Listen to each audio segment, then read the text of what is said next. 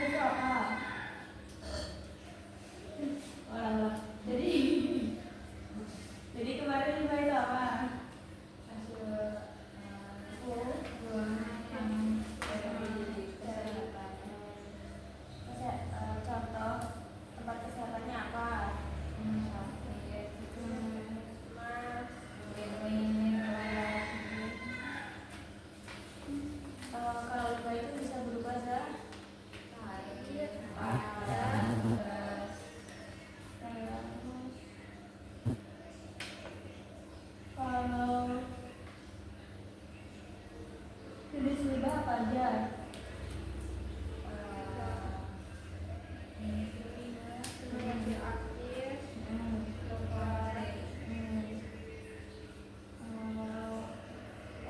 Kemarin itu teknik pembuangan limbah dari awal saja.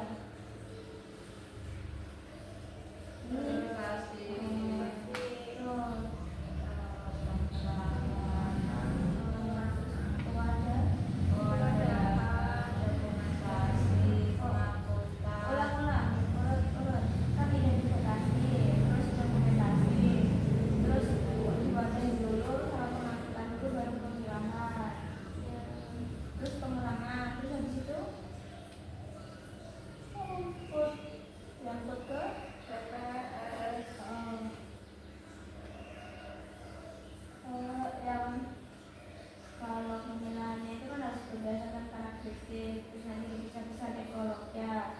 Kalau untuk limbah radioaktif itu dipisah, terus diwadahin di kantong warna. Kalau radioaktif diwadahin, kalau limbah infeksius di warna, limbah patologis di warna, limbah sitotoksik di warna, limbah kimia dewasa, limbah rendahan, bahan yang bukan sitotoksik, kalau sisa kemasan, limbah farmasi. Kalau simbol yang kayak sel terbelah itu apa? Simbol terkait kipas hati apa?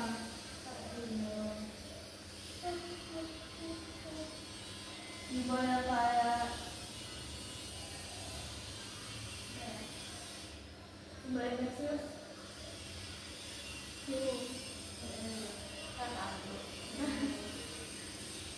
Terus kalau lamanya penyimpanan limbah juga atau jenis-jenis limbah itu kan ada macam-macam. Kalau disimpannya di suhu 0 derajat Celcius kan atau kurang dari atau sama dengan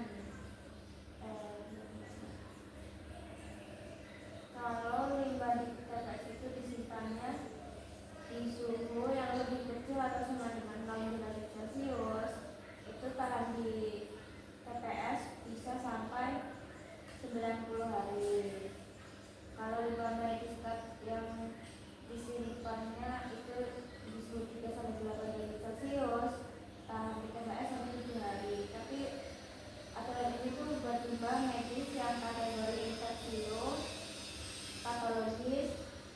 dan berapa jam. Nah, kalau limbah kimia daluarsa, terus tumpahan, kemasan, radioaktif, farmasi, toksik, peralatan medis yang punya kandungan logam berat tinggi, juga tabung gas atau kontainer yang bertekanan itu dapat disimpan di penyimpanan media 3 dengan ketentuan itu paling lama kalau produksinya per hari itu 50 kilogram atau lebih, di TPS bisa disimpan sampai 90 hari. Tapi kalau produksi perharinya itu kurang dari 50 kilogram per hari, itu disimpan di TPS selama 180 hari. Nah, tadi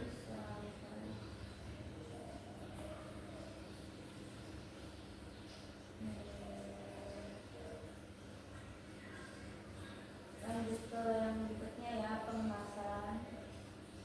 Kalau pengemasan itu di proses dispensing steril merupakan kegiatan menempatkan sediaan obat ke dalam wadah yang sesuai, bagi keamalannya, mutunya dari obat tersebut, terus stabilitasnya dari obat tersebut, terus juga boleh mencegah kesalahan dalam pemberian obat kepada pasien. Nah, kalau tujuannya dari pengemasan sediaan obat steril itu buat menjaga kualitas dan kestabilan obat, terus juga menjamin sterilitas dan keamanan selama penyimpanan dan distribusi dari obat tersebut. Terus tujuan yang lainnya itu dari pengemasan ada itu buat mencegah kesalahan identifikasi dan pemberian obatnya. Terus tujuannya juga buat memudahkan transportasi dan penelusuran atau traceability.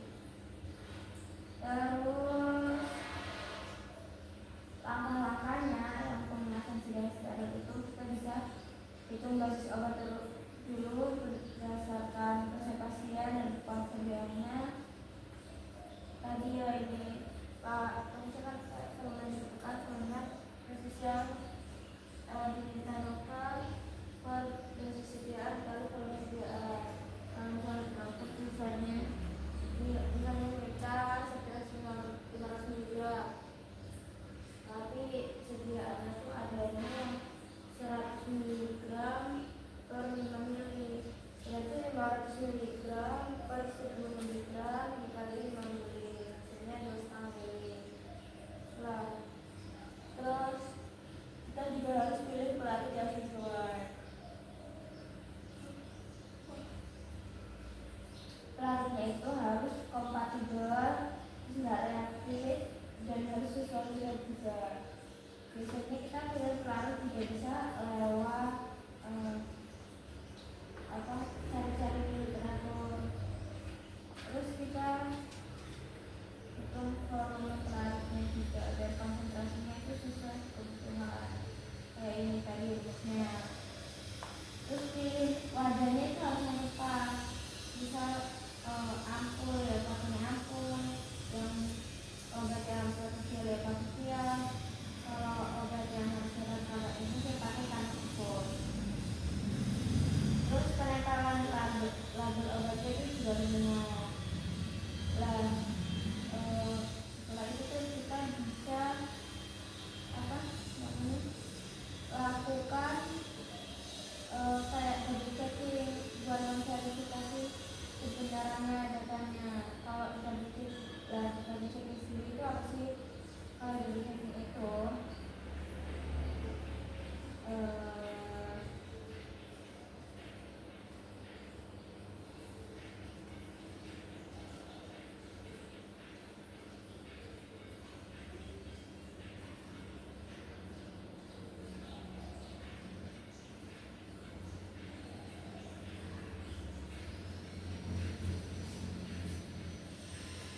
dan kalau body checking sendiri itu merupakan suatu kegiatan atau proses verifikasi kembali yang dilakukan oleh orang kedua sebelum obat tersebut disiapkan. Jadi body checking itu ininya tuh dicek, tapi bukan sama orang yang sama, jadi diceknya sama dua orang berbeda. Terus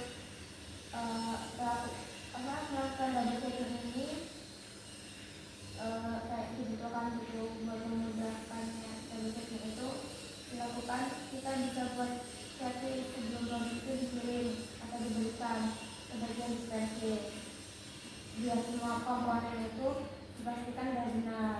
Terus checklist double checking itu meriksanya itu apa aja sih? Yang pertama itu ada identitas pasiennya, terus nama obatnya, terus perhitungan dosis, frekuensinya, rutenya, waktu pemberian, terus jenis volume pelarut, terus volume air pelarut, terus wadah yang digunakan itu misal kayak gini supaya ada kantong. Terus kita juga harus periksa tambah dioksanya pada dioksinnya. Terus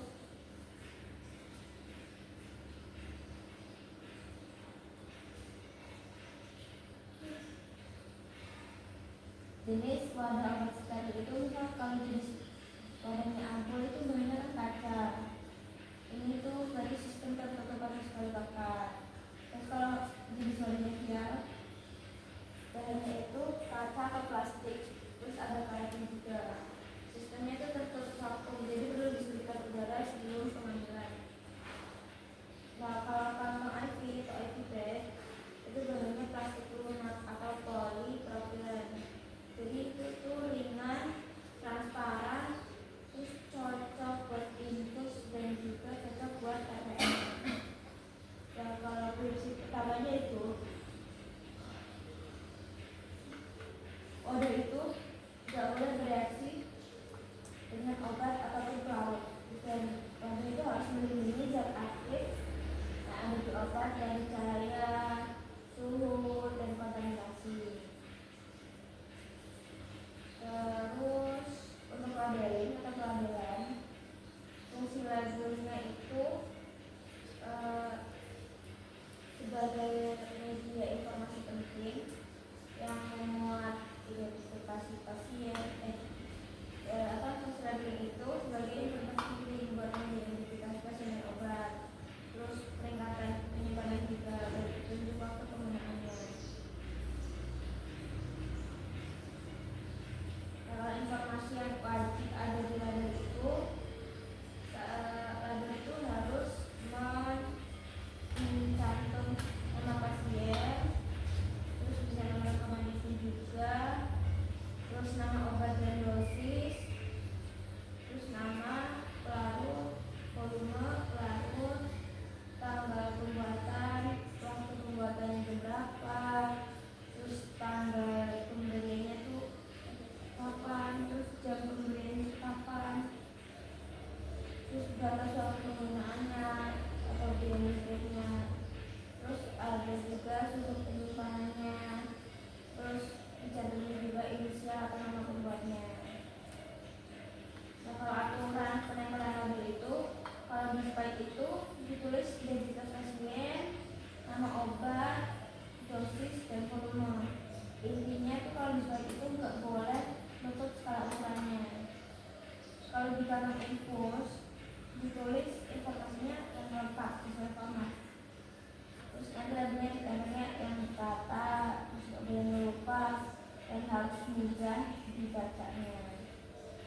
Terus kalau label checking itu dilakukannya oleh orang kedua sebelum produk diberikan. Terus gunanya itu buat meminimalkan kesalahan. Terus komponen yang dicek itu ada identitas pasiennya, nama dan dosis obat, volume dan jenis pelarut, frekuensi, terus rute pembeliannya, terus wadah yang digunakan, terus tanggal kedaluarsanya kapan, terus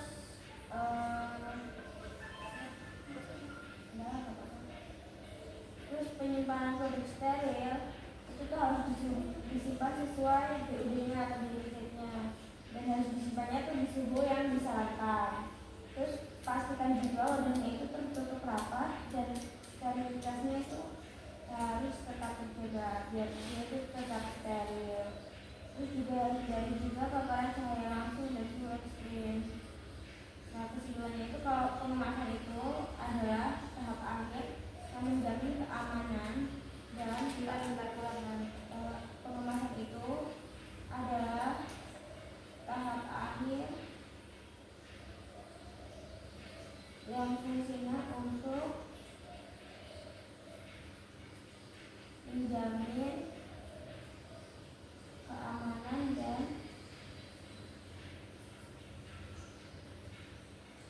keakuratan sediaan steril.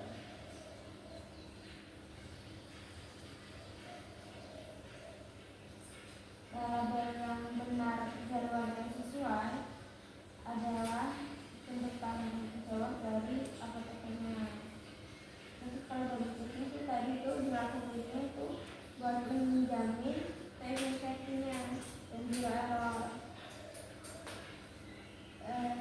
dilakukannya itu dalam pelayanan kefarmasian.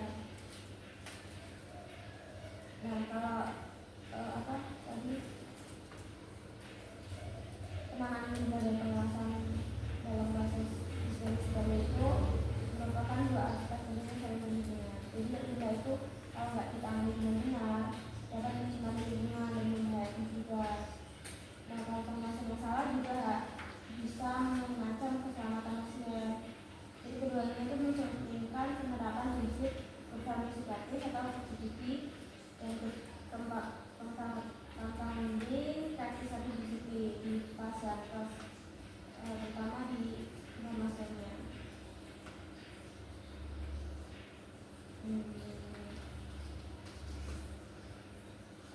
Tadi kita sudah tugasnya.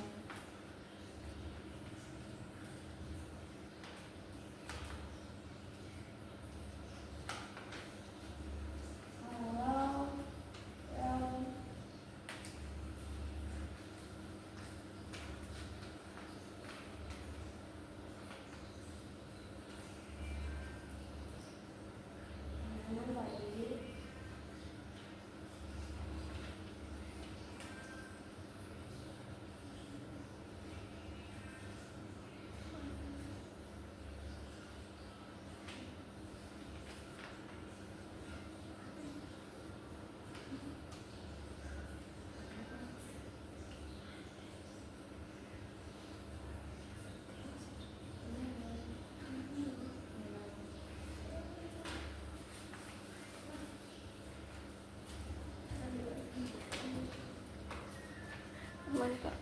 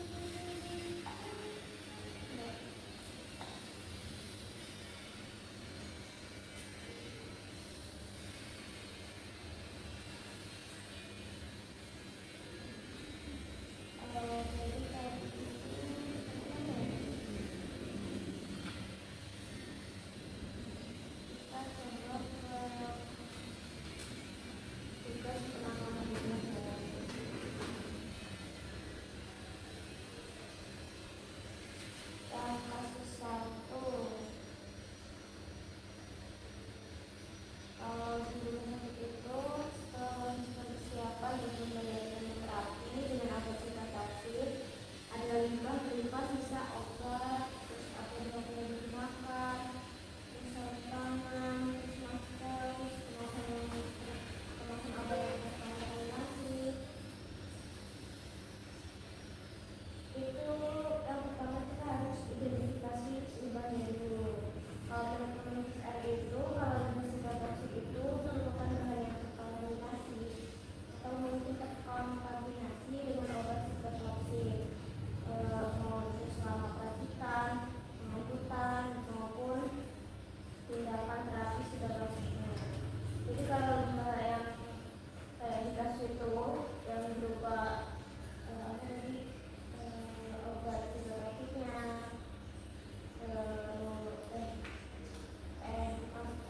bisa obatnya maksudnya, terus APD-nya atau alat pelindung dirinya udah dipakai, terus sarung tangan, terus masker, terus kemasan obatnya terkontaminasi, itu masuknya ke kategori limbah sitotoksik. Nah, yang kedua setelah identifikasi itu kita lakukan pewadahan. Nah, kalau di proses pewadahan itu wadah yang khusus yang kokoh itu perlu disediakan. Terus wadahnya juga harus kerja udah bocor, terus mudah dibersihkan, terus juga harus tahan terhadap hentinya dan harus punya penutup yang rapat. Nah, wadah tersebut itu juga wajib diberi label jelas yang tulisannya itu sitotoksik atau hazardous waste. Dengan simbolnya itu simbol bahaya sesuai aturan yang berlaku. Kayak simbol sitotoksik itu kayak sel yang terbelah jadi dua. Nah, kalau untuk benda tajam kayak jarum, dan saat wadah yang digunakan itu harus wadah keras atau liquid kontainer yang wadahnya itu harus tahan bocor dan ada penutupnya juga, dan nanti itu ditempatkannya di dalam wadah limbah sitotoksik. Nah, kalau wadah yang reaktif atau udah rusak kayak tanah khusus yang udah yang udah robek, itu tuh nggak boleh digunakan atau dilarang untuk digunakan. Terus nanti wadahnya tuh harus diletakkan dengan dekat dengan area kerjanya, biar tugasnya itu nggak perlu jalan yang jauh buat bawa material yang terkontaminasi. Dan wadahnya itu harus selalu tertutup, yang tapi tutupnya harus rapat. Gunanya itu untuk mencegah percikannya, terus tumpahan, terus mencegah juga pelepasan uap. Nah, kalau ada sisa cairan obat itu tuh perlu ditambah bahan absorben atau penyerap. Contohnya itu kayak kertas penyerap, terus dari kulit atau pet absorben.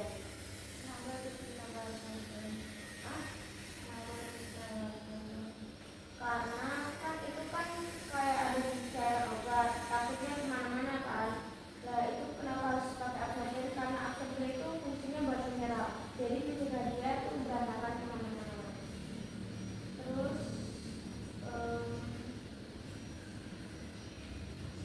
tujuannya itu tadi agar cairan tidak bebas selama pemindahan.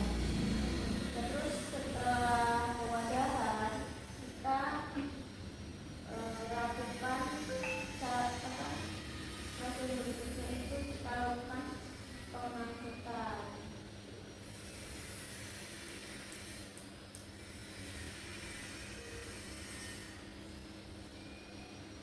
Setelah pengangkutan itu dari limbah sitotoksik dilakukannya itu oleh petugas yang harus terlatih.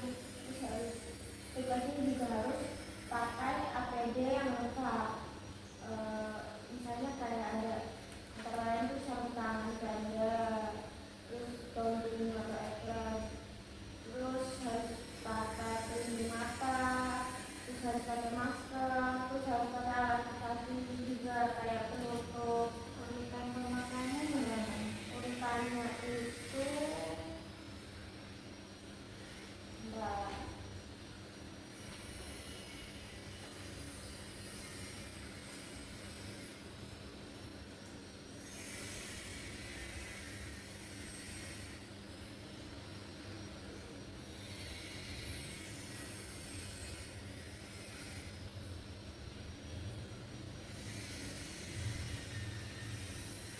Kalau urutan pemakaiannya itu pemakaian APD dalam jumlah dalam penanganan limbah B3 itu harus kita prinsip dari yang paling dalam ke yang paling luar, yaitu alat yang melindungi alat tubuh yang paling besar dan kecil di atas itu tuh dipakainya terlebih dahulu. Nah, urutannya itu pertama kita harus sebelum pakai APD ini kita harus cuci tangan dulu atau yang wajib. Jadi dilakukannya itu sebelum memakai APD. Gunanya itu buat mencegah kontaminasi awal. Nah, pas cuci tangan itu kita harus pakai kita harus menggunakan sabun antiseptik atau hand sanitizer yang berbasis alkohol. Terus setelah cuci tangan kita pakai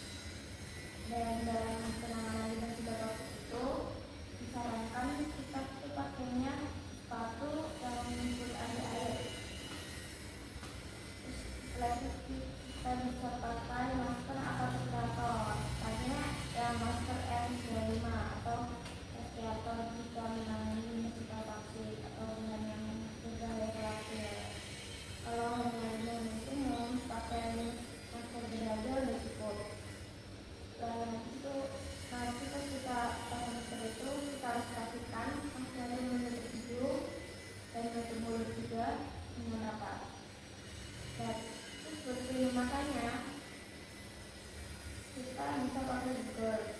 Jadi ini tuh digunakan untuk melindungi data dari percikan cairan kimia atau partikel limbah.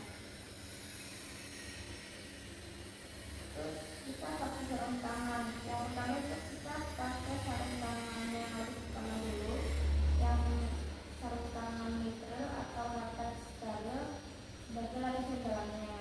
Terus enggak, itu yang pertama. Akan warnanya steril. Terus kita pakai pas ada tidak indah wajar. Yang kedua itu kita pakai sarung tangan luar yang sebenarnya itu tebal, misalnya yang karet tebal atau yang thin. Nah, lapisan udara ini penting pas kita nanganin limbah sitotoksik atau bahan kimia palsu. Nah, jadi kita harus ikat semua APD-nya itu utuh, itu yang sesuai ukuran tubuh. Jangan menyentuh area wajah setelah kita pakai APD. Nanti APD itu dilepasnya dari urutan APD yang paling kotor. Terus semua APD yang bekas pakaian kontaminasi itu nanti bisa ditaruh ke wadah limbah B3. Lawan umumkan kita akan harus menangani limbah sitotoksik. Terus tadi pas pengangkutan ya, alat pengangkutnya itu yang dipakai itu berupa alat pengangkut troli yang itu tegak, harus dibersihkan, harus anti bocor, dan harus memiliki penutup, dan ini tuh nggak digunakan di jalur umum rumah sakit atau jalur yang dilewati orang-orang atau petugas kesehatan yang tidak punya kepentingan. Jadi jalur pengangkutannya itu harus diatur biar meminimalkan kontak dengan area publik maupun petugas yang tidak punya kepentingan dalam hal tersebut.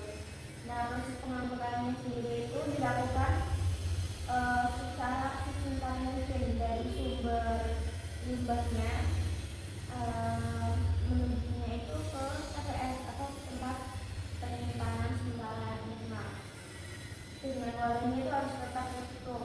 Terus dipastikan juga nggak bocor selama perjalanannya. Dan selain itu kita juga mesti berita acara penyerahannya dari limbah tersebut yang isinya itu mencakup kayak sumber, terus tanggalnya kapan, jenis limbahnya itu apa, volume dari limbahnya, terus badannya juga harus dicatat berkepentingan tidak audit dan akuntabilitas.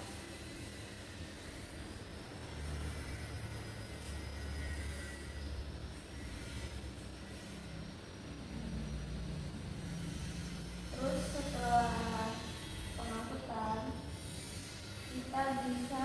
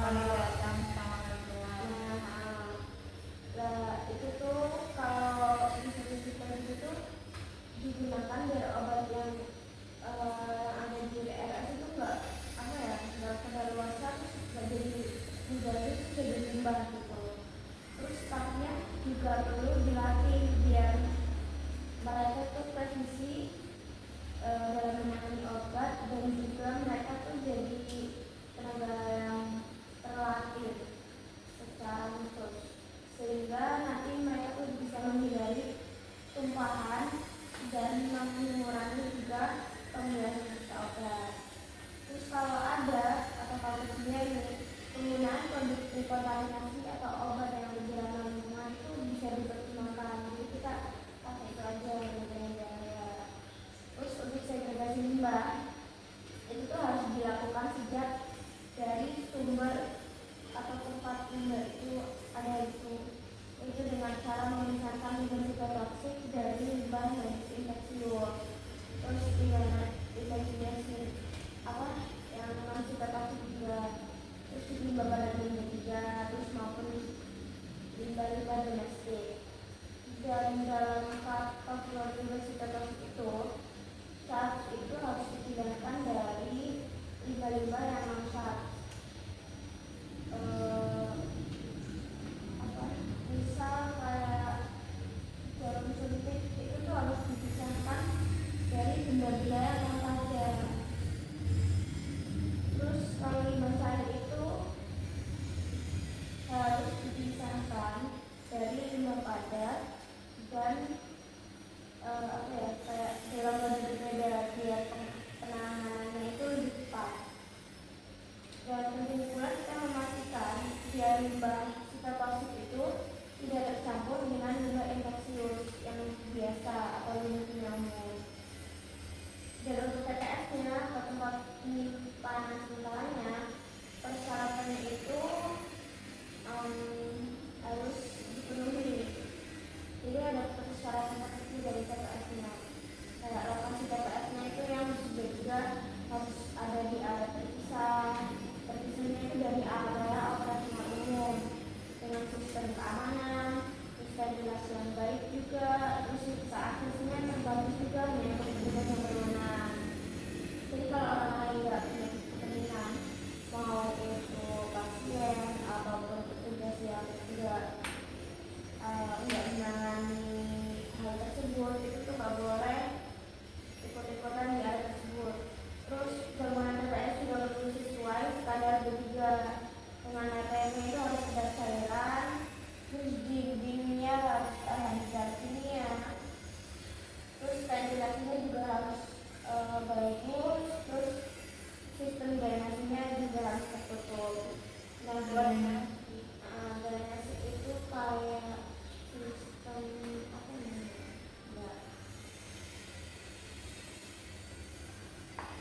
Drainasi itu sistem yang ngalirin air limbah yang domestik dari sumbernya.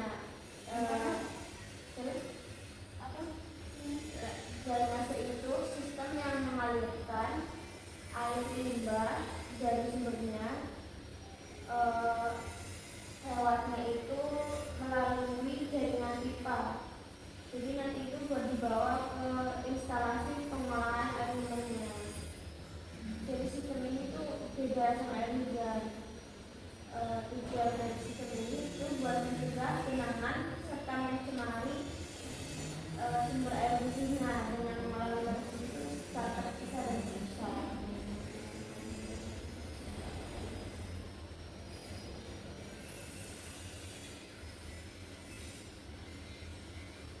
Dan wadah limbahnya sendiri itu wajib diletakkan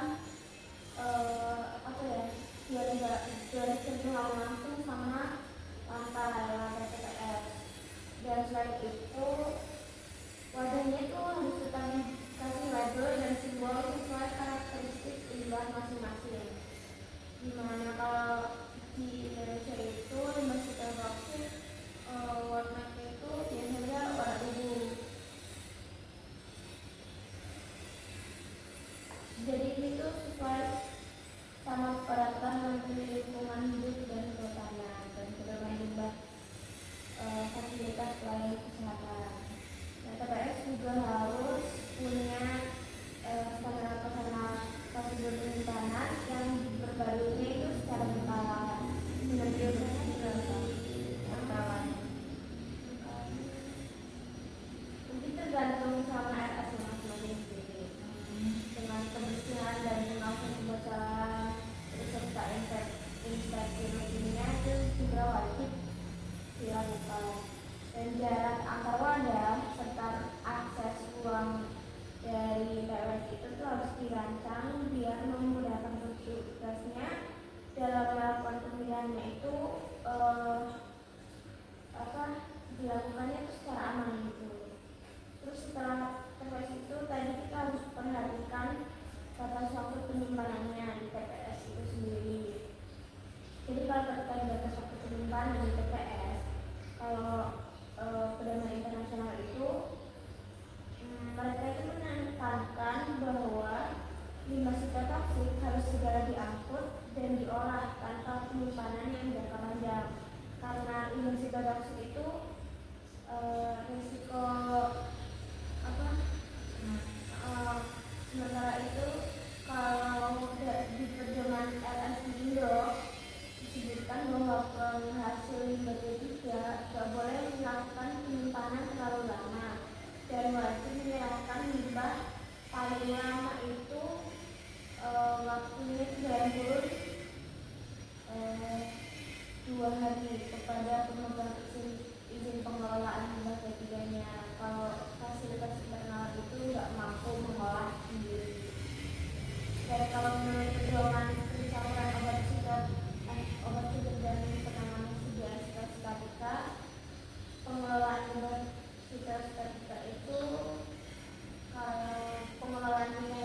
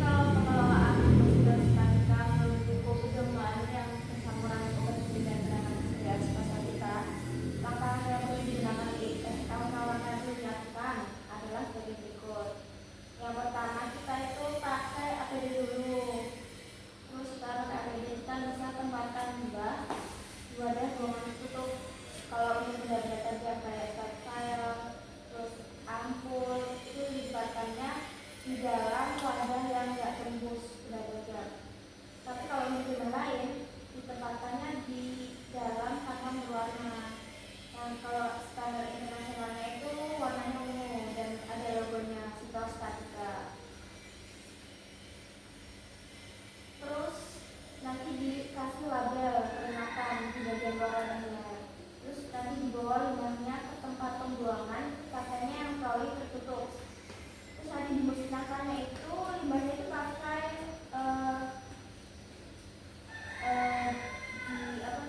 insinerator yang suhunya itu 1000 derajat Celcius. Setelah itu kita bisa cuci tangan. Terus untuk kasus selanjutnya, kalau misal di ruang rawat inap setelah pemberian obat suntik itu ada limbah kayak jarum suntik atas pakai, terus ampul, terus kapas, terus ada perban bekas yang ada darahnya. Yang pertama kita lakukan itu kita bisa mengidentifikasi limbah tersebut dulu. Kalau berdasarkan peraturan Menteri Lingkungan Hidup dan Kehutanan RI nomor 56 tahun 2015, kalau limbah yang ditemukan di ruang rawat inap setelah pemberian obat suntik kayak jarum suntik bekas pakai, terus ampul, terus kapas dan perban bekas yang ada darahnya, mereka itu termasuk ke dalam kategorinya itu limbah bahan berbahaya dan beracun atau limbah B3 yang dihasilkannya itu dari fasilitas atau fasilitas pelayanan kesehatan. Jarum suntik bekas yang dipakai itu digolongkannya sebagai limbah benda tajam atau sharp waste yang punya potensi menimbulkan cedera dan kontaminasi juga. Sehingga itu tuh perlu penanganan yang khusus. Dan ampul bekas yang masih mengandung sisa obat atau bahan injeksi itu termasuknya ke dalam limbah farmasi atau bahan kimia medis karena mereka itu dapat mengandung zat yang berbahaya atau beracun yang punya risiko nanti bisa beresikonya itu terhadap kesehatan dan lingkungan sekitar. Dan sementara itu tuh kalau kapas dan perban bekas yang ada darahnya yang terkontaminasi darah nanti itu digolongkannya ke limbah infeksius, yaitu limbah yang berpotensi mengandung organisme yang patogen yang bisa menyebabkan penyakit. Dan ketiga jenis limbah tersebut itu wajib dikelola sesuai tata cara dan persyaratan teknis pengelolaan limbah B3 sebagaimana yang tadi diatur di yang peraturan Menteri Lingkungan Hidup dan Kehutanan RI yang nomor 56 tahun 2015. Dan selanjutnya setelah identifikasi kita bisa melakukan pewadahan. Kalau pertama itu tadi ada jarum atau tusuk, jadi nanti langsung dibuangnya ke safety box atau kontainer benda tajam. Dan wadahnya itu harus yang tahan busuk, ada labelnya biolabel, tulisnya BIOHAZARD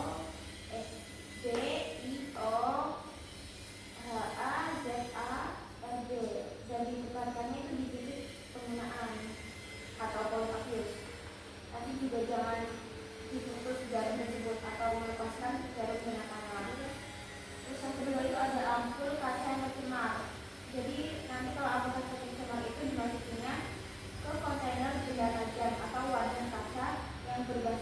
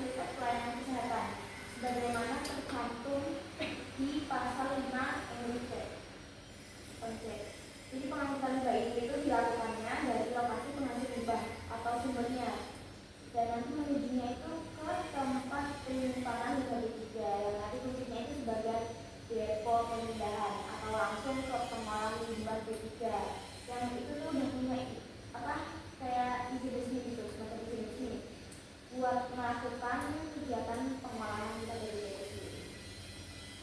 Dan setelah pengangkutan itu kita perlu perhatikan pengurangan dan pemilahan. Jadi kalau menurut peraturan lingkungan hidup dan kehutanan Republik Indonesia tahun 2015, kegiatan pengurangan dan pemilahan limbah itu serta limbah B3 itu merupakan kewajiban bagi setiap penghasil limbah B3, termasuk tadi fasilitas pelayanan kesehatan atau puskesmas. Dan pengurangan limbah B3 ini dilakukan dengan berbagai cara, antara lain itu kita bisa melakukannya itu dengan cara menghindari penggunaan bahan atau material yang mengandung zat berbahaya dan juga beracun. Kalau ada alternatif yang lebih aman yang mengatur tata kelola bahan berpotensi berbahaya, biar ini tuh nggak menimbulkan gangguan kesehatan maupun nanti bisa menciptakan lingkungan. Juga mengelola pengadaan bahan kimia dan farmasi, itu tuh pengelolaan dan pengadaannya itu harus dilakukan secara bijak buat mencegah terjadinya penumpukan ataupun kedaluarsa yang bikin mubazir. Dan selain itu, kalau pengurangan itu bisa dilakukan dengan cara melakukan perawatan rutin terhadap perawatannya, biar nanti nggak ada kerusakan ataupun kebocoran yang bisa menghasilkan limbah tambahan. Itu kan jadi mubazir itu kalau ada limbah. Dan sementara itu buat pemilahannya, pemilahan limbah B3 nanti dilakukannya dengan cara kita memisahin limbahnya tuh berdasarkan jenisnya apa, kelompoknya apa, karakteristiknya apa. Terus kita juga bisa mewarnai tiap jenis limbahnya itu tempat atau kemasan yang beda-beda sesuai dengan sifat dan potensi bahayanya masing-masing.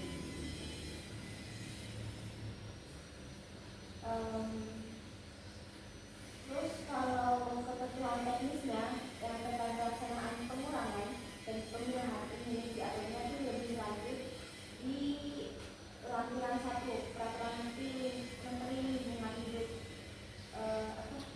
Lingkungan Hidup dan Kehutanan nomor P56 tahun 2015. Nah ini tuh merupakan bagian yang tidak terpisahkan dari peraturan Menteri LHK nomor P56 tahun 2015. Dan untuk TPS atau bahan atau batas penyimpanannya, di TPS-nya itu kalau berdasarkan tadi peraturan Menteri LHK tahun 2012, kalau tiap penghasil limbah B3 yang termasuk saksi aktif itu wajib punya tempat penyimpanan sementara atau TPS limbah B3. Sebelum nanti limbah tersebut itu dikirimnya sebelum limbah tersebut itu setelah TPS diangkut ke pihak pengangkutnya atau pengolah yang punya izin resmi. Dan penyimpanannya itu dilakukan di fasilitas khusus yang nanti itu dirancang untuk menampung limbah B3 sesuai kelompok dan karakteristiknya masing-masing. Jadi itu nanti pakainya wadah yang tepat, terus dikasih warnanya sendiri di tiap limbahnya, terus simbolnya juga tiap jenis limbahnya, terus labelnya juga tiap jenis limbahnya. Jadi ini tuh buat menandakan jenis serta bahaya dari masing-masing limbah tersebut. Nah, itu menurut Kementerian Lingkungan Hidup dan Kehutanan tahun 2015. Dan dalam peraturan ini itu disebutkan juga kalau limbah B3 yang jenis infeksius itu terus benda tajam dan patologis cuma boleh disimpan paling lama itu 2 hari di suhu lebih dari 0 derajat Celcius atau 90 hari kalau disimpannya itu di suhu kurang dari sama dengan 0 derajat Celcius. Sementara itu kalau limbah B3 non infeksius kayak yang limbah farmasi, terus bahan kimia kedaluarsa, terus alat medis yang ada logam beratnya dan tabung gas, mereka itu disimpannya paling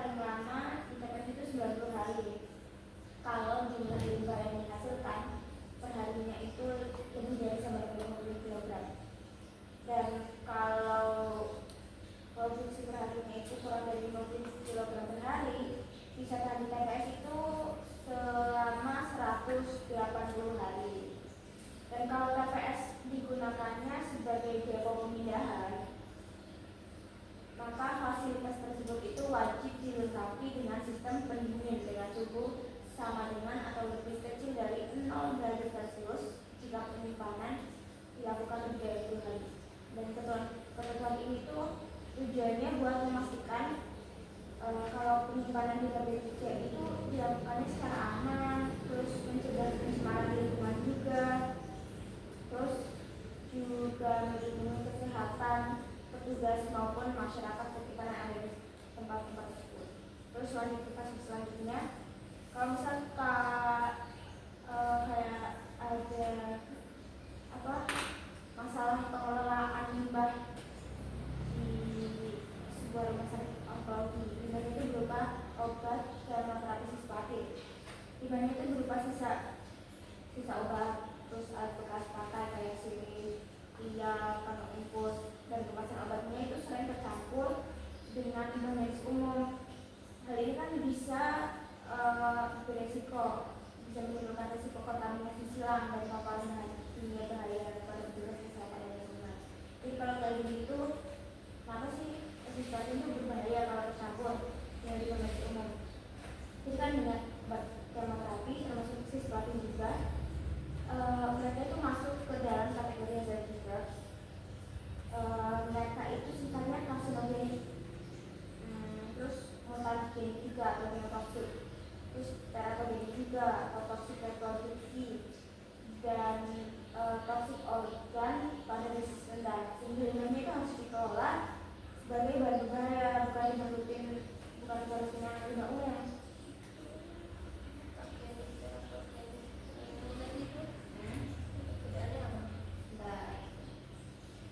Perbedaan dari sifat-sifat itu maksudnya.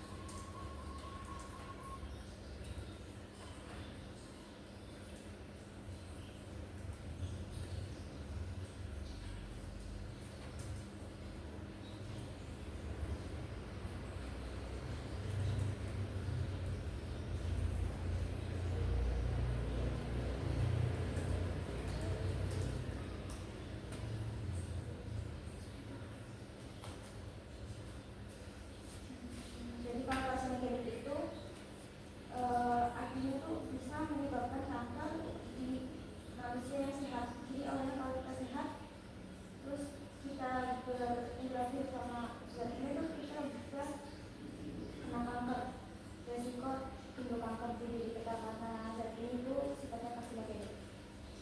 Dan mutagenik atau genotoksik itu artinya itu mereka tuh dapat menyebabkan perubahan atau kerusakan di materi genetik atau kromosomnya yang di dalam sel.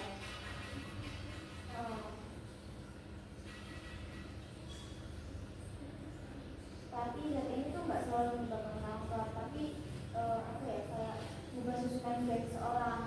Nanti bisa muncul penyakit genetik, terus bisa terjadi kelainan juga, kelainan bawaan. Nanti bisa nurun ke keturunan. Terus kalau teratogenik itu artinya bisa menyebabkan kelainan bentuk atau cacat pada janin kalau kita maksudnya pada saat kehamilan tanpa harus merusak janinnya secara langsung.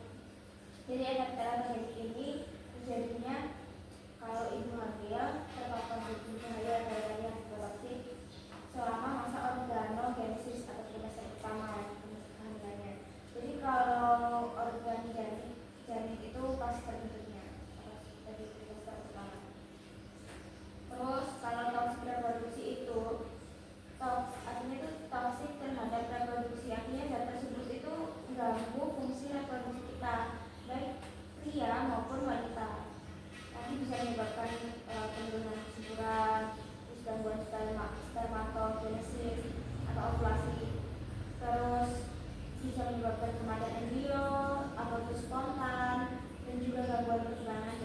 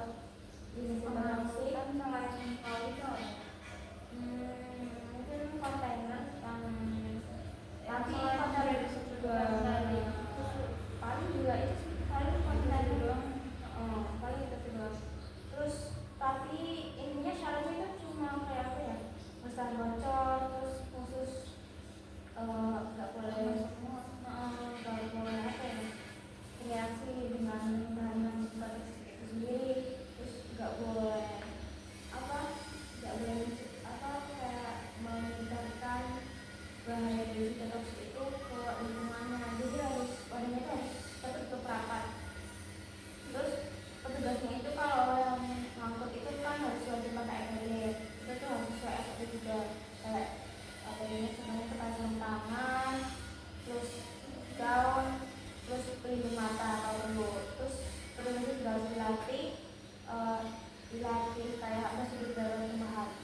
Terus kalau pengurangan dan pemilahan, kalau konsep ulang proses pemberian obat itu tuh persiapkannya tuh bersifat, jadi buat overflowing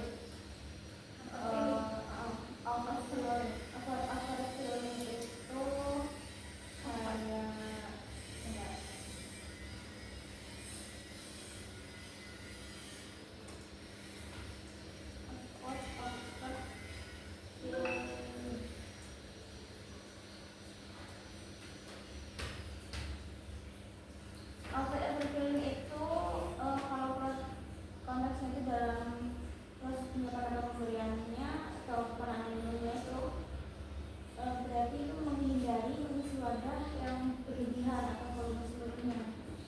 Jadi buat menghindari terjadinya tumpahan. Jadi biasanya jangan banyak minum dan banyak belajar.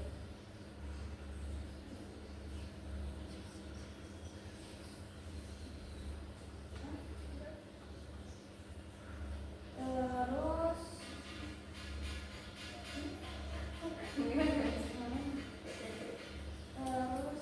kalau yang kedua dari pengembangan pemilihan itu kita bisa carikan kredit program. Kalau sesuai regulasi dan vendor ya, kita bisa kembalikan pialanya atau ambil dari kebijakan produsen atau negara. Itu bisa mengurangi waste farmasi itu. Jadi kita bisa mengurangi apa ya, buang-buang obat atau menjual obatnya.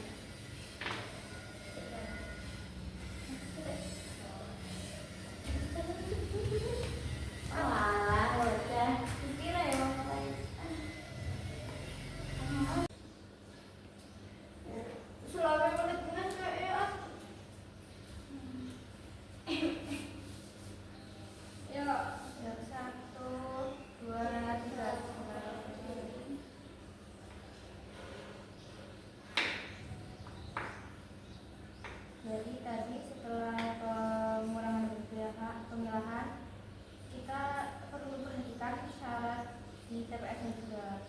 Jadi syarat-syarat penyimpanan di TPS itu buat limbah toksik harus memenuhi persyaratan tertentu. Lokasi TPS-nya kalau yang sudah itu harus ada di area terpisah, terus juga bangunannya TPS-nya perlu sesuai standar juga. Lantainya itu harus kedap cairan, terus dindingnya harus tahan sama zat kimia, ventilasinya harus bagus juga. Terus kalau batas waktunya kayak yang tadi, kalau 0 derajat berapa, kalau 3 sampai 8 berapa hari. Terus juga kita lanjut lagi ya ke kasus yang selanjutnya. Kalau misal di rumah sakit besar ada sisa obat kemoterapi cisplatin dan yang terkait kayak feeding, terus kantong infus, terus juga kemasan bekas, seringnya tuh limbah itu malah dibuangnya ke tempat sampah medis biasa, gak dipisahin secara khusus sebagai limbah bahan berbahaya dan beracun atau limbah juga. Nah akibatnya itu petugas kebersihannya dan tenaga kesehatannya berisiko terpapar zat sitotoksik yang bahaya. Terus mereka juga dapat mengalami gangguan kesehatan yang serius kalau kontak langsung atau juga terhirup dalam jangka panjang. Kalau langkah seperti ini, yang pertama harus dilakukan, kita harus identifikasi limbah. Kalau limbah itu kan kategorinya tuh toksisitas statis itu termasuk sisa kayak obat cair atau serbuk, terus sirup bekas, terus kantong infus yang isinya itu sisa atau terkontaminasi, terus kemasan obat juga ada sarung tangan gaun yang terkontaminasi juga. Terus kalau tindakannya itu kita bisa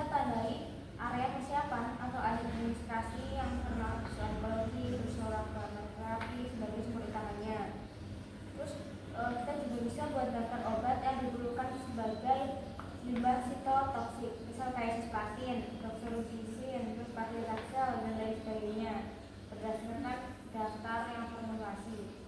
Terus buat pengolahannya harus wadah khusus yang kedap dan kuat. Terus kita bisa gunakan kontainer yang keras atau isi yang berisi ganda, yang leakproof, yang gak mudah robek, yang dikhususkan buat benda tajam atau jarum. Itu khususnya tuh pakai safety box yang tertutup dan khusus. Terus buat pada sahil atau kemasan gunakan drum atau tote bersegel. Dan kalau WHO dan Mutu Pengelolaan Limbah itu mereka merekomendasikannya itu wadah yang terpisah dan harus jelas juga. Terus untuk kode warna dan label kita bisa gunakan warna atau label khusus buat sitotoksik. Kalau ungu kan di sini buat sitotoksik dan nanti disimbolin juga kayak simbol yang sel yang terbelah itu. Terus di sini yang sitotoksik atau hazardous waste. Terus juga kita perlu menyertakan tanggal dan asal unit atau sumbernya itu dari mana. Terus kita bisa segel dan double bagging kalau perlu. Kalau ada yang internal gas bocor, kita bisa gunakan kantong plastik yang gratis dan juga bersegel. Dan untuk pengangkutannya kita bisa buat untuk pengangkutan yang tertutup, jadi nggak lewat area publik. Lakukannya itu pemindahan harus dilakukannya oleh petugas yang terlatih yang sesuai dengan FPO. Nanti juga harus memakai PPE atau kayak APD yang double box sarung tangan ganda, terus pakai gaus, pakai masker atau respirator. Terus kita juga jangan nunggu penuh dulu. Kita pindahkannya sesuai SOP, selewatnya harian atau sesuai frekuensi yang ditetapkan institusi. Terus dokumentasikan juga pengirimannya ke TPS-nya. Praktik yang direkomendasikan di Pedoman Nasional atau Kementerian Lingkungan Hidup dan Kehutanan Indonesia tahun 2015. Dan untuk pengurangan dan pemilahan, kalau sisa obat atau kemasan infusnya itu harus langsung dibuang ke wadah sitotoksik di titik peracikan atau pembelian. Jadi jangan ke tempat sampah umum, jangan dicampur. Terus kita harus rancang dosis atau volumenya agar kita bisa mengurangi sisanya, kayak kulit dari terus bisa pakai juga yang VR kecil kalau memungkinkan. Terus kita juga bisa pakai CSTD atau itu tuh artinya kalau kepanjangannya sendiri itu close system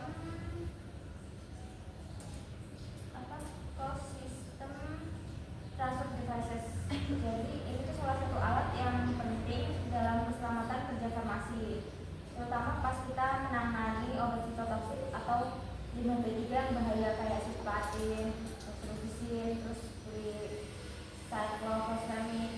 Terus kalau persyaratannya di TPS-nya itu harus memenuhi syarat ketiga menurut peraturan Menteri Lingkungan Hidup dan atau permenkesnya. Terus ruangannya itu harus kedap, lantainya harus impermeable, terus kemudian dibersihkan juga, ventilasinya juga harus baik, nggak boleh menyebarkan uap ke area lain. Terus pagar aksesnya juga harus terkunci, terus papan atau bisa ada papan tanda bahaya. Terus fasilitas persediaan sepertinya juga harus ada. Terus ada iWash-nya, ada peralatan cuci darurat, serta ada APD juga buat petugas kerjanya. Terus buat pencatatan dalam TPS, kalau tiap masuk limbah itu dicatat, kayak catat tanggal masuknya, terus jenisnya apa, berat volumenya berapa, terus asal limbahnya itu dari mana, jenis limbah itu jelas dari mana. Terus dokumen ini juga dipakainya itu buat perhitungan batas waktu penyimpanan tadi. Kalau di TPS tuh maksimalnya berapa gitu. Terus buat batas waktunya sendiri, kalau di TPS itu kalau maksimal 90 harinya itu buat beberapa kondisi atau kapasitas.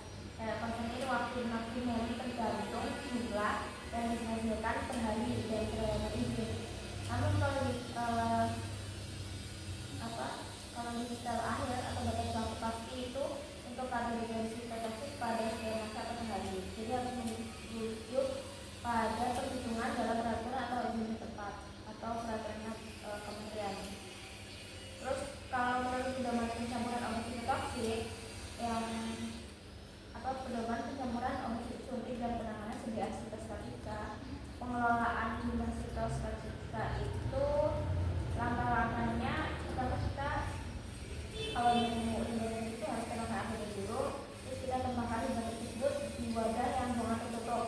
Terus buat benda-benda kayak facial, ampul, terus yang lain-lain itu ditempatkannya di dalam wadah yang tidak tembus benda tajam. Terus buat limbah lain kita tempatkan dalam kantong yang warna ungu dan ada logonya, yaitu logo Sitostatika yang kayak sel tebelan gitu. Terus kita bisa beri label juga, label peringatan di bagian luar wadahnya. Terus kita bisa bawa limbah itu ke tempat pembuangan pakai troli yang ditutup yang khusus buat limbah juga. Terus kita bisa musnahkan limbah tersebut dengan insinerator. Terus kalau sudah semua itu stepnya kita bisa ditambah. Terus buat penanganan kecelakaan kerja, yang pertama kita dari kontaminasi dulu. Kalau akibat kontaminasi dari tubuh, kalau kita dalam kulit kita bisa tanggalkan sarung tangan, terus gelas kulitnya dengan air hangat, terus kita bisa cuci pakai sabun, terus dibilas dengan air hangat juga. Tapi kalau kulitnya nggak seperti itu, kita sikatnya pakainya kain yang basah, pakainya lapisan kulit 20%, terus nanti dibilas dengan air hangat. Tapi kalau kulit sobek kita pakainya H2O2 yang 3%. Jadi kita nanti catat jenis obatnya dan siapkan antibabi khusus. Terus kita harus tanggalkan semua pakaian APD. Terus kita lapor ke supervisor. Terus kita nanti melengkapi informasi kecelakaan. Terus kalau korban dengan mata kita bisa minta pertolongan, kita bisa tanggalkan sarung tangan, terus kita bisa bilas mata kita dengan air yang mengalir, terus nanti dilumuri juga dengan air hangat. Dilakukannya selama 5 menit. Terus nanti kita bisa letakkan tangan di sekitar mata. Terus kita nanti bisa cuci mata dalam keadaan terbuka dengan larutan NaCl yang konsentrasi 0,3%. Terus kita bisa aliri mata kita dengan larutan pencuci mata. Terus nanti kita tambahkan seluruh pakan hidung, terus catat juga jenis obatnya untuk apa. Kita nanti lapor ke supervisor kita. Terus setelah itu kita lengkapi format kecelakaan kerjanya. Terus kalau seperti jarum, kita jangan segera menggunakan jarumnya. Kita tarik dulu keranjangnya buat bisa kembali obat yang udah terlanjur mungkin terlanjur terinjeksi ke tubuh kita. Terus bisa jadi yang penting kita amanin dulu obatnya biar nggak masuk ke tubuh kita, apalagi nanti diedarin ke seluruh tubuh lewat pembuluh darah. Terus nanti angkat jarum tersebut dari kulit dan tutup jarum tersebut, kemudian kita bisa buang. Terus bisa dong, kan enggak kan kayak beberapa detik baru katanya. Jadi emang katanya belum berapa detik ya, belum kayak masih sulit. Enggak kan kita tahu kalau itu ke enggak sengaja ke injeksi. Terus kalau dulu kita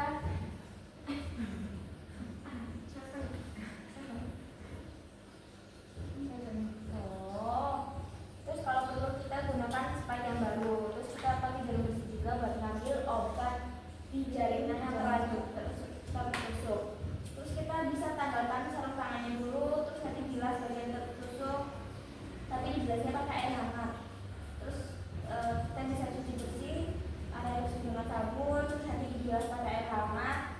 Terus tanggalkan semua APD-nya, terus catat juga jenis obat yang terinjeksi. Terus kita bisa kira-kira juga tadi berapa banyak sih yang terinjeksi kita. Terus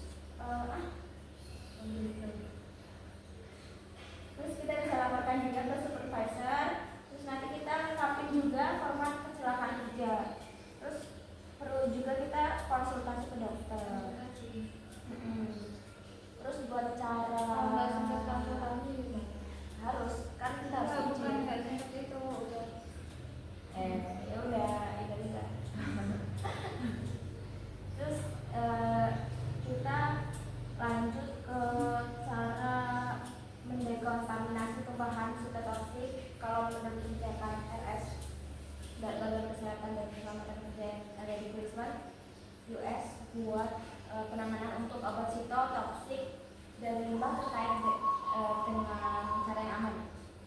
Kalau kita nemu tumpahan susu toksik, pastikan kita tuh beri jarak dulu kepada siapapun yang dekat. Jadi kalau ada orang, kita minta mereka buat ninggalin area tersebut sampai tumpahan itu tuh dibersihkan secara menyeluruh sampai bersih. Terus kita bisa siapkan dulu cycle toxic nya. Terus tahapan yang pertama itu kita serahkan APD dulu, kayak alat pernapasannya, kacamata pelindungnya, sarung tangannya, terus gaunnya, terus kenakan sarung tangan psikotoksik lagi, jadi double. Terus kita bisa pakai shock cover. Terus setelah itu kita siapkan kedua kantong limbah yang beracun. Terus kantong yang pertama itu warnanya putih, ditempatkannya di dalam kantong yang berwarna ungu. Terus saat membersihkan tumpahan, kita punya dua pilihan. Yang pertama itu pel dan ember psikotoksik. Yang kedua itu ember penuh air dengan deterjen. Jadi kalau kita nemu potongan atau benda besar di tumpahannya, kita bisa pakai sendok dulu yang ada di spill kit buat pindahin potongan atau benda tersebut ke dalam kantong psikotoksik. Terus tutup tumpahan tersebut dengan absorber pads atau kain penyerap. Terus kalau tumpahan itu udah besar nih di absorber pads, kita letakkan absorber pads tersebut ke kantong psikotoksik yang sudah disiapin. Terus kita bisa cuci area tersebut sebanyak yang diperlukan. Makanya itu kain dari spill kit yang dibasahi, tapi dibasahinya tuh dengan air yang udah disiapin di dalam ember. Terus nanti kita bisa bersihkan area yang kena tersebut itu dari arah luar ke dalam. Terus nanti kalau udah areanya udah bersih, terus udah bisa dilakukan orang-orang. Itu untuk yang penanganan. Kalau untuk yang pengemasan tadi apa namanya?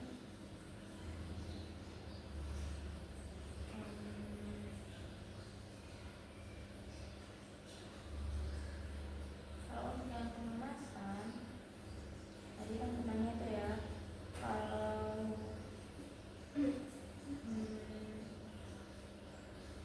informasi yang harus ada di label kemasan primer atau sekunder ada apa aja yang kemarin kita bahas. Informasi yang harus ada di label kemasan primer atau sekunder di pengemasan obat.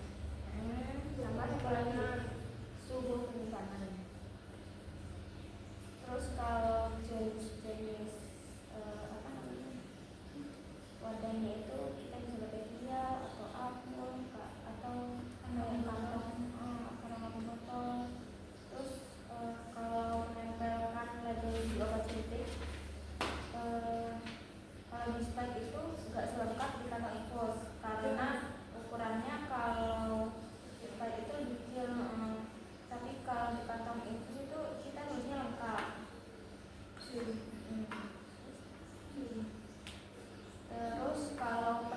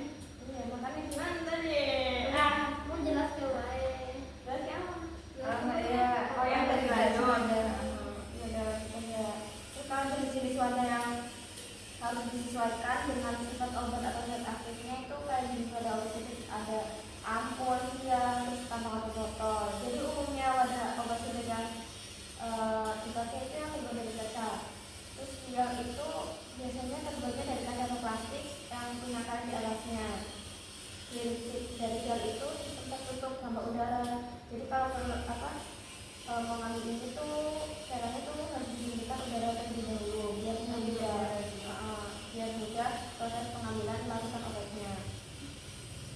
Terus obat ini dengan kemasan kantong bag yang berbentuk gelas kaca atau plastik lunak stop itu dikenalnya dengan sebutan fleksibel anti-bag. Jadi keuntungan obat ini itu bagian ringan, terus penanganannya mudah, terus bahannya juga transparan dan